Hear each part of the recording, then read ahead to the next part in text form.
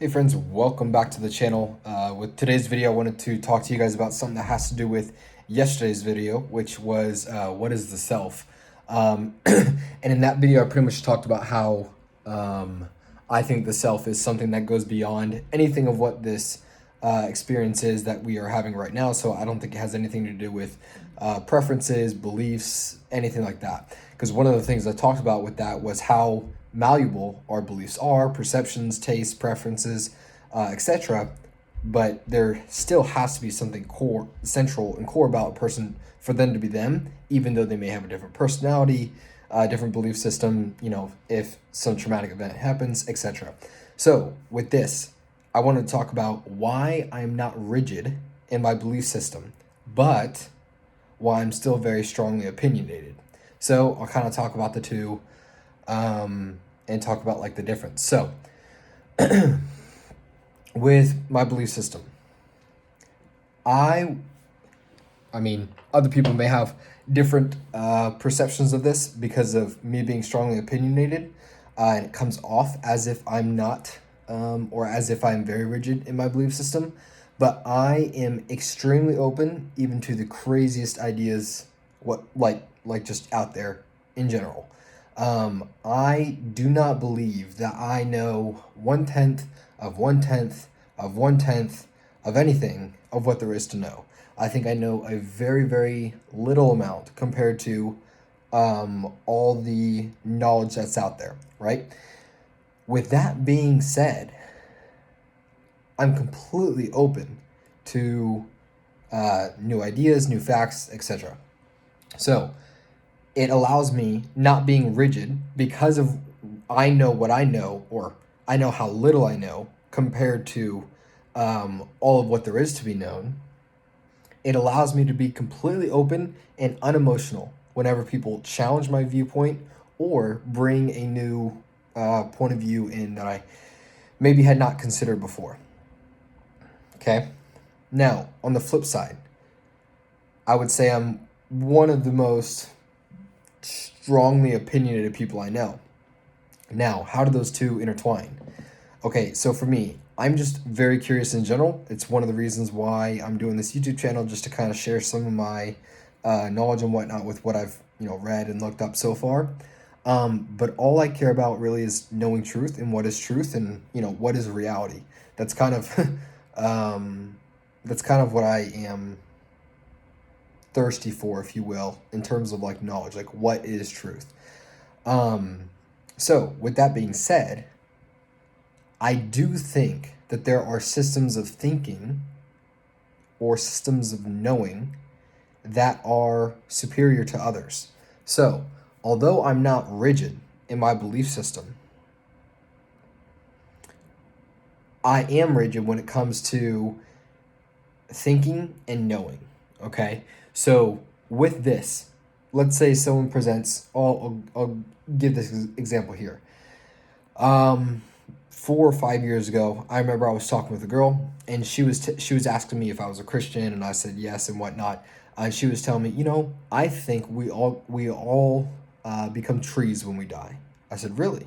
She said, yes, I think we all become trees when we die. I said, okay, why is that? Like what about that has made you to believe that? And so she got into her whole ordeal and whatnot. But then she was talking about fear of death. And she had been at the basketball courts with a friend of hers. And I said, and I was being very, very serious when I said this. I said, what is there to fear? If you and your best friend can become trees, you guys will be able to be trees for hundreds of years. Whereas, just living as people, it was only however many years, 50, 60, 70, 80, 90, whatever. And that was like a legitimate question that I had.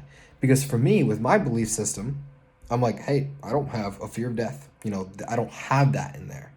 And it doesn't mean one system is right over the other just because there's not a fear of death in there. But I did notice something that seems like a kind of a peaceful thing, being a tree, whatever, yet she was still afraid.